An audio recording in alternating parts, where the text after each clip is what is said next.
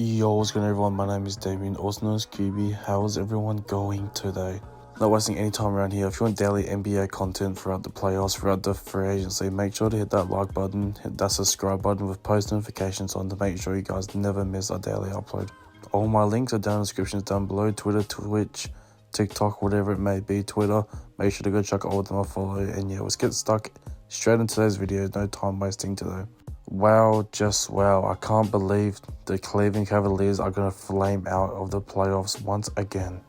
But, I mean, you can't just ignore all the injuries they had. I mean, they had suffering players. More players missed multiple games.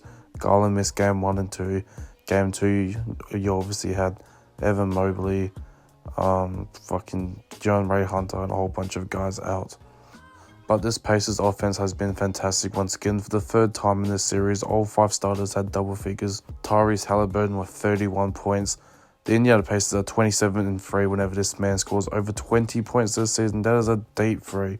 And I want to give credit where credit is due. I sounded so weird just then, but as I said, I want to give credit where credit is due. Look at the hustle right here by Miles Turner and Andrew Nembhard. Back-to-back blocks. Are you serious? If you're Donovan Mitchell, you're facing elimination. You're at home 3-1. You got to punch that shit in the rim. Tyrese Halliburton, once again, he was a flamethrower tonight. There was just nothing much they could do, and it was just a sad effort to see them go out like this.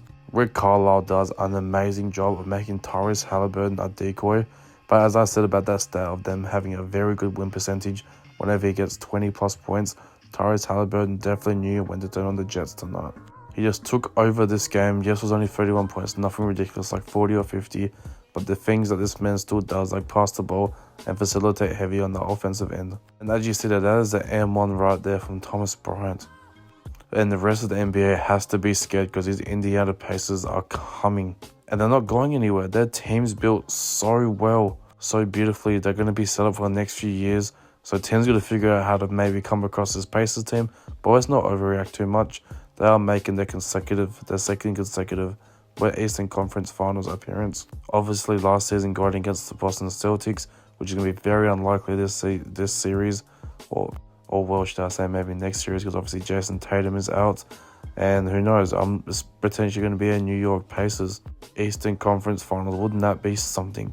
A team that struggles on the defensive side of the ball quite a bit in the New York Knicks going up against this fast-paced fucking freight train of an offense in the Indiana Pacers. This is a very scary sight. I can't wait to see what happens next.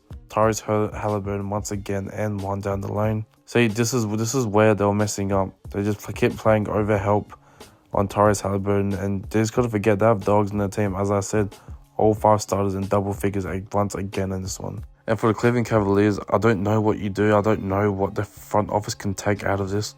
I mean, injured players. It's going to be an interesting offseason. That's all I could say. The Indiana Pacers are moving on to the Eastern Conference Finals. Can you believe it? Pacers fans, and especially Cleveland fans, get in those comments. Let me know what you think about this season, this series. Whoever you root for, let us know in the comments down below. I'd love to hear it and see who you guys follow. And this is a very important Game 5. We move on to Denver Nuggets going into OKC for Game 5 against the Oklahoma City Thunder. This has been a great series so far. It's been everything that we expected. Nice, tight, contested series. Obviously, there's been some blowouts both ways, some massive blowouts by OKC. But they're looking to defend home court tonight. But Nikola Jokic had something to say about that. 44 points, 14 rebounds. This man had one of the best games of his playoff history, like his whole career. But it's not going to count as much because the OKC Thunder are going to take the dub in this one. Chet Holmgren with that nasty flush right there. And here goes Jamal Murray, orchestrating the offense. That is a lazy behind the back pass, but Hardenstein doesn't close out in time. And I'm pretty sure the OKC Thunder are fine with Jokic doing what he does. But man, it's just Hardenstein cannot guard anything save his life. I mean, he gets a big time block right there. But when it comes to Jokic side of things, look, they just have no answer. Chet's playing drop. They're leaving J-Dub to contest the three. There's just nothing that they can do. And you'll see again, Hardenstein just gives up on defense. You can't let Nikola Jokic blow past you. Chet Holmgren again. It was bringing the energy tonight. So were all of the OKC players. It was a tough start for them, but eventually once it got going, they all got going. They went down by double digits 3 times in this game, but managed to claw their way back all 3 times, and especially outscoring the Denver Nuggets by 17 points in the 4th quarter. Lou Dort was absolutely terrific down the stretch of this game, hitting 3 big-time threes in that third quarter. SGA with the spin move, that is nasty. Speaking of SGA, 31.6 rebounds, 7 assists. This series is starting to heat up with both MVP candidates starting to really serve up the plate in this one. Jokic again. So look at Hardenstein. He just tries to flop and he gives up. You can't be letting Jokic blow by you. He's one of the slowest players in the entire league. If Jokic's going to back you down, bully you at the rim and get buckets that way, then you have to live with it. But you can't just let him get by you like that. Jamal Murray gives up in the and one in the clutch.